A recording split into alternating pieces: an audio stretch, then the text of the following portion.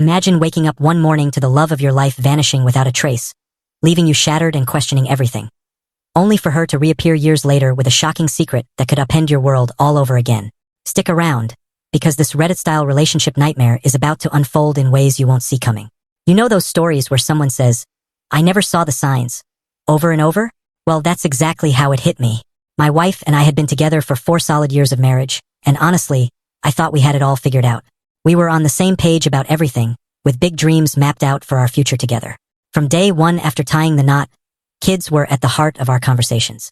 She'd light up talking about having a couple of little ones, brainstorming names, imagining the perfect nursery setup, and scrolling through endless baby outfits online. It was our special bond, something that kept us excited and close, picturing this beautiful family life ahead. Everything felt so right, like we were on the brink of something amazing. But then, fate threw us a curveball that changed it all. After months of trying without luck, we saw a specialist, and the news crushed me. Turns out, the issue was on my end. My sperm count was way too low for natural conception. Our odds were basically 0. It was like a dagger to the gut. All those visions of our future evaporated in an instant, and I felt utterly broken, like I'd failed as a man. I spiraled hard at first, barely holding it together, but therapy eventually pulled me out of the darkness. She seemed supportive in the beginning, reassuring me that we didn't need kids to be happy, that just us two was enough. But something felt off right away. Her words rang a little hollow. One day she's dreaming about family life.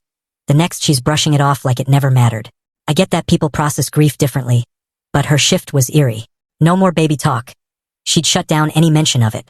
And worse, I noticed her looking at me differently, like I'd lost some shine in her eyes.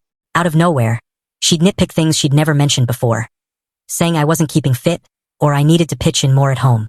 Sure, I'd put on a bit of weight from the stress, but it felt like she was hunting for flaws. When I'd call her out, she'd gaslight me, insisting I was overreacting or imagining it all. This wasn't the woman I'd fallen for, the one who'd cuddle up and plan our forever. There was this chilling distance, like she'd already checked out emotionally but was just going through the motions. It wasn't outright mean, but the warmth was gone. As months turned to years, we drifted into this numb routine, more like roommates than partners. Deep talks? Forget it. I'd suggest alternatives like adoption or surrogacy, but she'd wave them away, claiming she was fine without kids, that our life was perfect as is.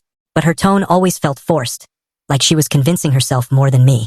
Then, one day, she springs this idea of a girl's getaway on me. We'd done stuff like that before. I'd always encouraged her independence, so it didn't raise red flags. Living in Brighton, she talked about heading to the States with her buddies for some fun. Trust had been our foundation, so I helped her pack, dropped her at the airport. I can tell what happened in the short video, full video on my channel link in below.